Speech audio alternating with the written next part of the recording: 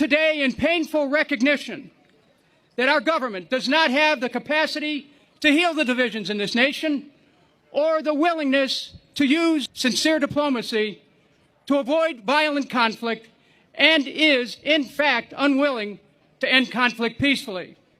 Its greatest talent is to craft misinformation and disinformation to subvert the media and misuse it as an instrument to incite fear and hatred among our people, exciting partisan divisions at home through crass politics, and stirring ancient hatreds abroad through lies, deceit. In blowing up the Nord Stream pipeline, this government has deliberately circumvented Article 1 of the U.S. Constitution, the authority of Congress to make war. It has violated international criminal law by conspiring to commit acts of sabotage and violence on the high seas. It has used illegal and unconstitutional means to destroy the energy resources needed to protect millions of people in Europe during the winter, and then to profit from its illegal actions by selling energy to Europe at a 4 to 6 times markup. It has done so blatantly, cynically, simultaneously taking credit for the destruction of the Nord Stream pipeline and then denying any role in it.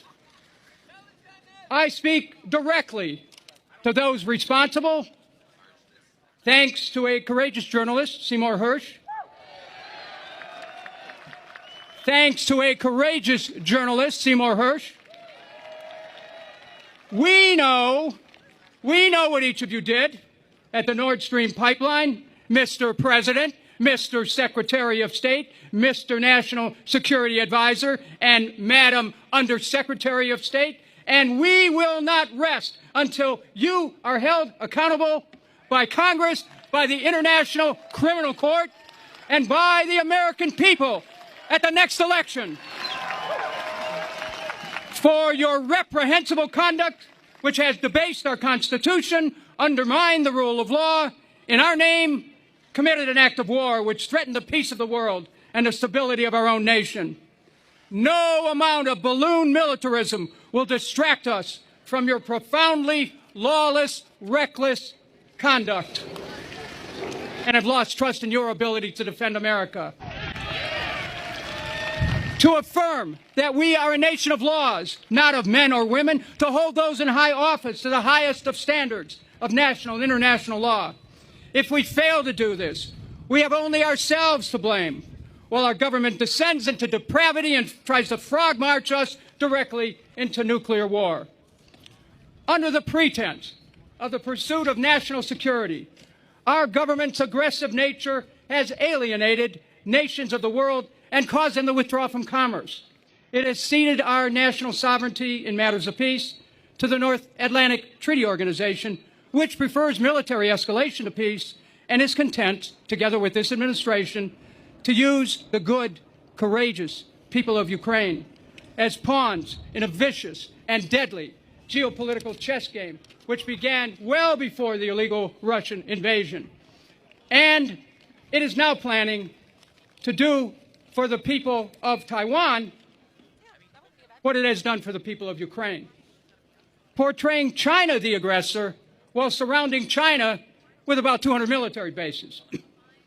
At home, our government has supported devastating gain-of-function research, which loosed the pandemic across our land.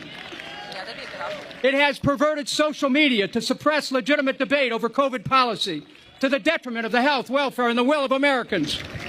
And it has enabled the federal government law enforcement to be weaponized against political opponents and has injected itself into social media organizations to impose political and ideological censorship in attacking the patriotism of those Americans who dare ask questions. Such a government is neither deserving of the trust of the American people nor worthy of our tacit consent to make decisions in our own interests. We must change this government before it destroys our nation. We must change the way we are governed, insisting upon a government dedicated to peace. As a congressman, I warned America about going to war after 9/11. I led the effort against the Iraq War together with Ron Paul and saw the lies that took the lives of at least 4,491 American men and women, cost this nation more than $3 trillion, laid waste the country of Iraq, killing at least 1 million innocents, all because our leaders lied about Iraq and weapons of mass destruction and provoked great fear across the land. For fear is a weapon of mass destruction. Hatred is a weapon of mass destruction. Our nation used to lead the world in making steel, cars, and ships. Now, we lead the world in making enemies, confusing defense with offense, aiming ourselves to the teeth, spending trillions of dollars to advance an aggressive empire through the promotion of war. But the wars, my dear friends, have come home. While our nation spends $1 trillion every year to prepare for war, millions of Americans are ill-fed, ill-clothed, ill-educated, ill-housed, without hope for the future. We cannot fuel wars across the world and pretend that there are no consequences. The wars inevitably come home. The carnage is now in the streets of our cities as millions of Americans are overwhelmed by anger, despair, hopelessness, and unrelenting mass violence. We were to be and are to be the land of the free, the home of the brave, not continually locked into fear by a government made of fearful people who are afraid of balloons. But instead, they really need to be afraid of the American people as we come to a realization that our government has been turned into a racket by corrupt, incompetent leaders. America longs for a return to government of the people, which focuses on taking care of things here at home. We as a nation cannot hope to favorably influence the conduct of other nations. Well, at least 30 million Americans are food insecure, 500,000 homeless struggle every day to have a roof over their heads, while American communities do not have clean water, and while our nation has shown itself incapable of even responding to the urgent needs of those affected by the derailment disaster in East Palestine. This government's chilling lack of compassion and empathy is on full display not only in East Palestine, Ohio, but across the globe. Policies which lack human sympathy portend greater and greater destruction.